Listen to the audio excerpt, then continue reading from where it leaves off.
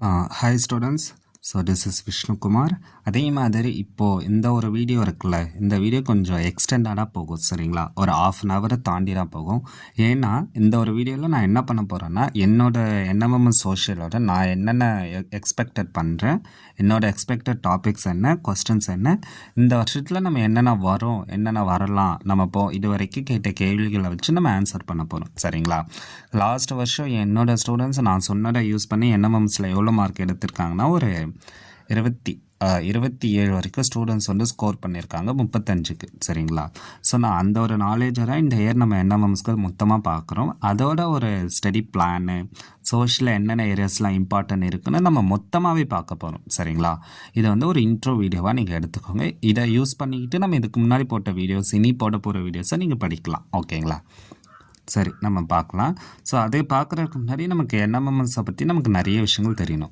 என்னென்ன சார் தெரியணும், என்எம்எம்எஸோட எலிஜிபிலிட்டி என்ன, என்எம்எம்எஸோட அப்ளிகேஷன் என்ன, என்எம்எம்எஸில் என்ன சிலபஸ், என்ன செலெக்ஷன் ப்ராசஸ், கட் ஆஃப் என்ன, ஸ்காலர்ஷிப் என்ன, நம்ம இதுக்கு முன்னாடி ஒரு வீடியோவில் டீட்டெயில்டாக போட்டிருக்கோம். நீங்கள் அந்த வீடியோவை பாருங்கள் சரிங்களா. ஸோ இல்லை சோஷியல் சயின்ஸை மட்டும் நம்ம பார்ப்போம். அதே மாதிரி என்எம்எம்எஸ் மட்டுமா சார் இருக்கானா, இல்லை இதுக்கப்புறம் நீங்கள் 9th ட்ரெஸ்ட் எக்ஸாம் எழுதுவீங்க, 10th டிஎன்சிஎம் எழுதுவீங்க, 11th தமிழில் திறனறி தேர்வுன்னு எழுதுவீங்க. மொத்தம் 1,30,000 வரைக்கும் ஸ்காலர்ஷிப் இருக்குது. இந்த எல்லா எக்ஸாமுமே நீங்கள் எழுதணும். அந்த எல்லா எக்ஸாமுக்கான ஸ்டடி பிளான், ஸ்ட்ராட்டஜி எல்லாத்தையுமே நம்ம வீடியோஸாக நம்ம போகிறோம், ஆன்லைன் கிளாஸ் எடுக்கிறோம், நீங்கள் அதை அட்டன் பண்ணலாம். இது இல்லாமல் நீங்கள் 12th நல்ல ஸ்கீம்ஸை, நீங்கள் 12th முடிக்கிறப்பயுமே உங்களுக்கு நிறைய ஸ்கீம்ஸ் இருக்குது. அதில் ஒரு ஸ்காலர்ஷிப் ஸ்கீமில் வருஷத்துக்கு பிஜி வரைக்குமே ஒரு 80,000 ரூபாய் வரைக்கும் ஒரு ஸ்கீமில் இருக்குது. இன்னொரு ஸ்கீம்லேயுமே இதே மாதிரி ஒரு 70,000 ரூபாய் வரைக்குமே இருக்குது சரிங்களா. ஸோ இந்த மாதிரி நிறைய ஸ்கீம்ஸ் இருக்குது, நீங்கள் அதை அட்டன் பண்ணலாம். ஸோ அதை பற்றின அவேர்னஸ்லாம் நம்ம இதுக்கு அப்புறம் வரப்போகிற வீடியோஸில் கொடுக்கலாம் சரிங்களா, அதை பற்றின டீட்டெயில். ஸோ அதே மாதிரி சார் இந்த ஒரு பேட்டர்னா என்ன சார், என்ன அப்படின்னு கேட்டிங்கன்னா, இங்கே பாருங்கள், கொத்தாரி இது 9th எக்ஸாம் சரிங்களா, பட் புக்கு வந்து 8th ஓகேவா. இங்கே பாருங்கள், கொத்தாரி கமிஷன் தான் ஆன்சரு. 25லேயும் ஆன்சர், 24லேயும் ஆன்சர் ஓகேவா. கொத்தாரி கமிஷன் தான் ஆன்சரு. ரெண்டுத்துலேயுமே பாருங்கள் அவங்களே வந்து ஆன்சரை ரவுண்ட் பண்ணியிருப்பாங்க. ஆனால் கேட்ட கொஸ்டினை பாருங்கள் வேறு மாதிரி கேட்டிருப்பாங்க. அப்போ இது என்ன சார் அப்படின்னா, உங்கள் புக்கில் வந்து ஒரு லைன், ஒரு பேரா இருக்குன்னா அந்த பேராக்கு கீழே ஒரு 5 பாயிண்ட் இருக்கும். அப்போ அந்த 5 பாயிண்ட்லேருந்து அவங்க கேள்வி கேட்குறாங்க. அப்போ நம்மளோட பேட்டர்ன் என்னென்னா, இந்த ஒரு கேள்வியை வச்சு அந்த 5 பாயிண்ட்டை படிக்கணும்.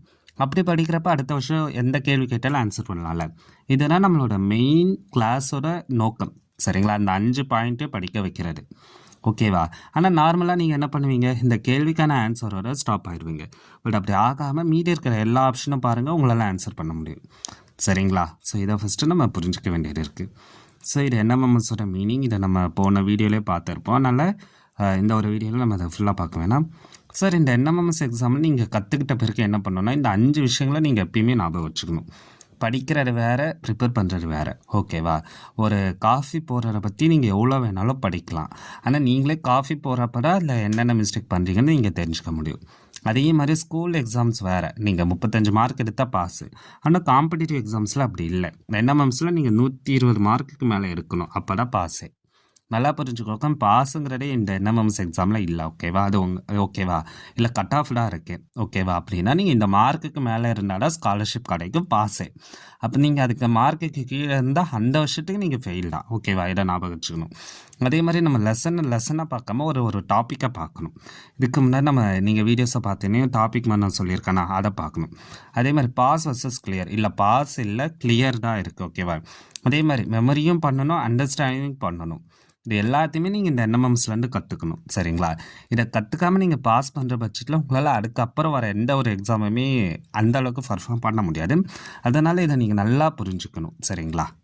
ஓகே, நம்ம இப்போ பார்க்கலாம். ஸோ என்எம்எம்ஸில் நம்மளோட டார்கெட் மார்க் என்ன அப்படின்னா, மேட்டில் 60 to 70 எடுக்கணும் சரிங்களா. அதே மாதிரி மேக்ஸை பொறுத்தளவுக்கு 15 மார்க்குக்கு மேலே எடுக்கணும் சரிங்களா. இங்கே கொஸ்டின் நம்பர் கொடுத்துருக்க, இதை பார்த்துக்கோங்க. சயின்ஸை பொறுத்தளவுக்கு நம்ம 20லேருந்து 25 மார்க் எடுக்கணும் ஓகேவா சரிங்களா. 20லேருந்து 25. சோஷியலை பொறுத்தளவுக்கு 25க்கு மேலே எடுக்கணும். அதே மாதிரி இங்கே நான் கொஸ்டின் நம்பர் கொடுத்துருக்கேன், அதோட டீட்டெயில்டு எப்படி கேட்குறாங்க. ஃபிசிக்ஸில் ஒரு 11 கேள்வி கேட்பாங்க, கெமிஸ்ட்ரியில் ஒரு 10 கேள்வி இருக்கும், பாட்னியில் ஒரு 5, இங்கே 4, இந்த மாதிரி ஒரு பிரிவு இருக்கும். ஸோ இந்த 4 ஏரியாவில் வந்து கொஸ்டின் வரும், ஃபிசிக்ஸ், கெமிஸ்ட்ரி, பாட்னி, ஜுவாலஜி. அதே மாதிரி சோஷியல்னு எடுத்திங்கன்னா ஹிஸ்ட்ரியில் ஒரு 14 கேள்வி, ஜாகிரஃபியில் 14 கேள்வி, சிவிக்ஸில் 14 கேள்வி, எக்கனாமிக்ஸில் ஒரு 2 கேள்வி, சிவிக்ஸில் 5, எக்கனாமிக்ஸில் 2. சரிங்களா? இது இல்லாமல் நீங்கள் என்ன இல்லை புரிஞ்சுக்கணும் அப்படின்னா, ஹிஸ்ட்ரியை பொறுத்தளவுக்கு நமக்கு 7th ஒரு 10 கேள்வி, 8th ஒரு 4 கேள்வி வரும். ஓகேங்களா? இந்த மாதிரி வரும். இதுக்கு நம்ம என்ன மெத்தட் வச்சுருக்கோம்னா, இந்த ஒரு 5 மெத்தட்ஸை நம்ம யூஸ் பண்ணுறோம். சரிங்களா? மைண்ட் மேப் வச்சுருக்கோம். ஒரு லெசனுக்கு 30 பாயிண்ட் எடுக்கணும். ஒரு லெசனை 10 கேள்வி எப்படி கேட்குறாங்களோ அந்த மாதிரி படிக்கணும். நோட்ஸ் எடுக்கணும். சரிங்களா?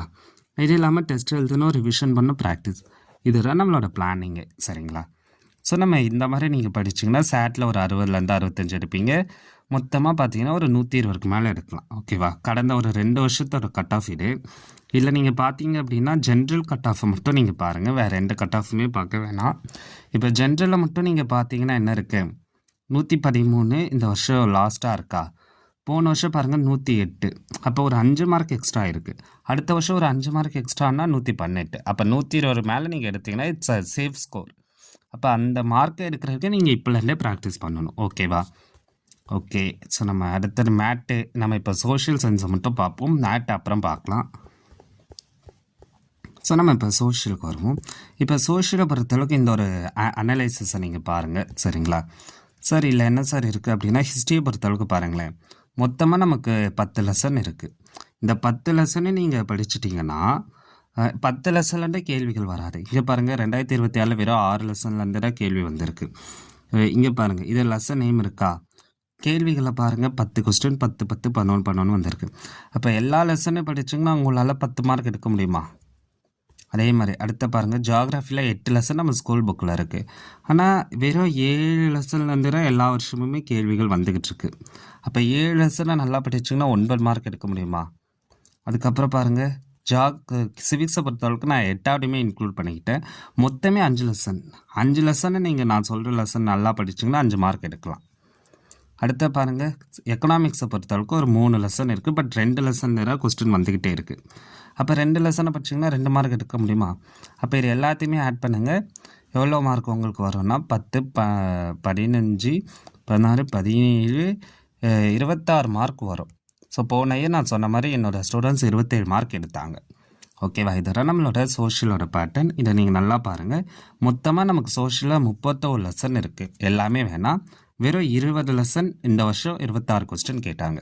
அதுக்கு முந்தின வருஷம் 22 லெசன் 26 கொஸ்டின்.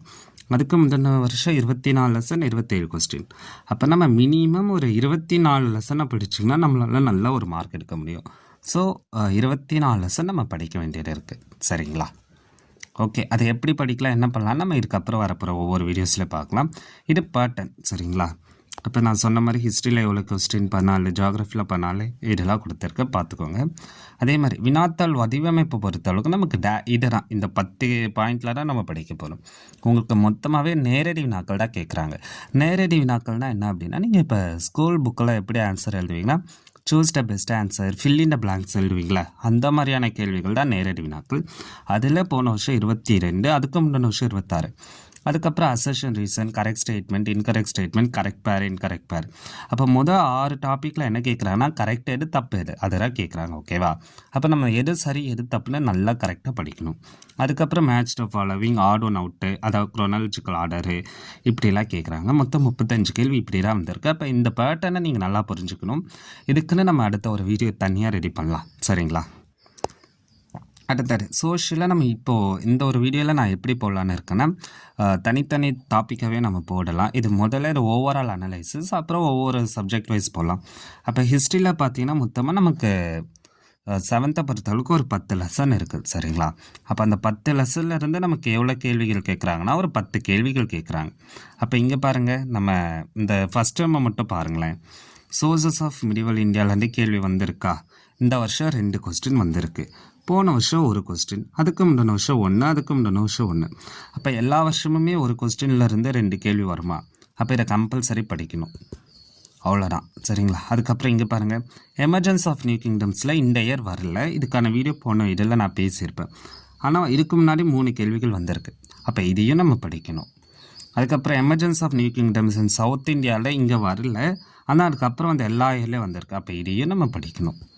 அதே மாதிரி டெல்லி சுல்தானேட்டில் ஒவ்வொரு கொஸ்டின் அடுத்த வருஷமும் 1 வரும். அப்போ இதையும் படிக்கணும். இதனால தான் நம்ம ஹிஸ்ட்ரியை பொறுத்தளவுக்கு எந்த லெசனில் அவங்க அதிகமாக கேட்பாங்கன்னு தெரியாது. அதனால் எல்லா லெசனுமே நம்ம படிக்கணும். சரிங்களா? அப்போ முதல் 4 லெசன் படிச்சிங்கன்னா இந்த வருஷம் எவ்வளோ கேள்வி ஆன்சர் பண்ணியிருக்கலாம். அதாவது ஃபஸ்ட் டைமில் இருக்க 4 ஹிஸ்ட்ரி லெசனை படிச்சிங்கன்னா 1 2 3 4 5 லெசன் 5 மார்க்கு. அப்போ 4 லெசன் படிச்சிங்கன்னா 5 மார்க்கு. அப்போ நம்ம இதை படிக்கணுமா படிக்க வேணாமா நீங்கள் முடிவு பண்ணிக்கோங்க. சரிங்களா? ஸோ நான் இது அப்புறம் உள்ளார போயிட்டு நான் இன்னும் டீட்டெயில்டாக பேசுகிறேன். ஹிஸ்ட்ரிக்கு தனியாக, ஜியாகிரஃபி தனியாக. இப்போதைக்கு இது இங்கிலீஷ் ஸ்டாப் பண்ணிப்போம். அப்போ ஃபஸ்ட் டைமை பாருங்களேன். இங்கே பாருங்கள், இந்த ஃபஸ்ட் டைமை பொறுத்தளவுக்கு மொத்தமாகவே நம்ம என்ன பண்ணணும்னா, இங்கே பாருங்கள், ஃபஸ்ட் டைமை பற்றி மட்டும் இங்கே பேசுவோம். மொத்தம் நமக்கு 7 லெசன் இருக்குது. சரிங்களா? 2026 மட்டும் 9 லெசன் கேட்டிருக்காங்க. 9 லெசனை படிச்சிங்கன்னா 12 மார்க்கு. ஓகேங்களா? சோஷியலில். அப்போ நம்ம என்ன பண்ணணும், அந்த 9 லெசனும் நல்லா டீட்டெயிலாக படிக்கணும்ல.